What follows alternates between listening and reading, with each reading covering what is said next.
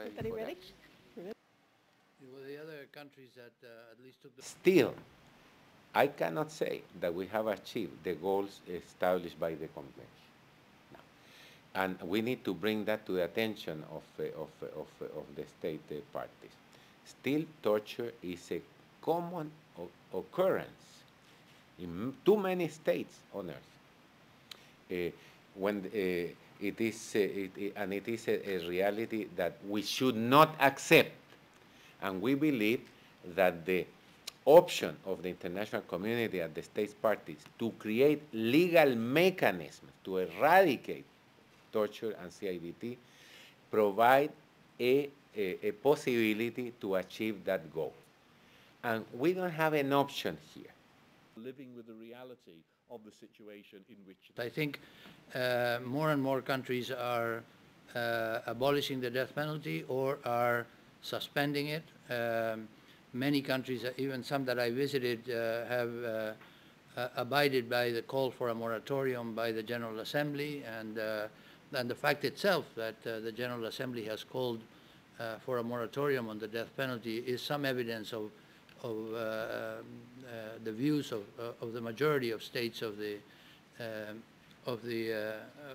United Nations, that there are serious doubts about whether the death penalty can be imposed and executed with full respect for human rights. No such mechanism was in operation. And so we've seen 153 states have ratified the convention, but there are 193 member states. So it's very important to achieve universal ratification of the Convention Against Torture. Second thing, rights have to be taken seriously.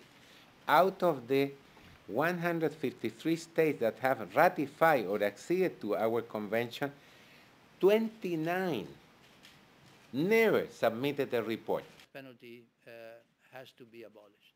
We issued a press release last Friday, I believe, urging non-execution. Unfortunately, as you know, they were executed over the weekend, so we've already sent out another press release condemning the imposition of the death penalty for crimes that are not even among the worst offenses, which is a standard for which, if anything, the death penalty should be applied.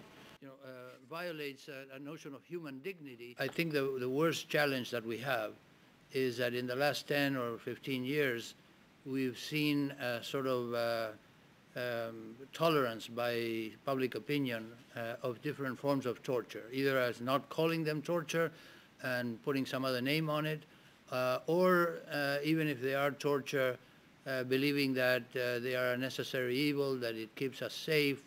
This is, and this is not limited to any particular country or even any particular region of the world. I think the culture, the contemporary culture, has made us all less condemnatory of torture than we should be. Legal proceedings to establish accountability.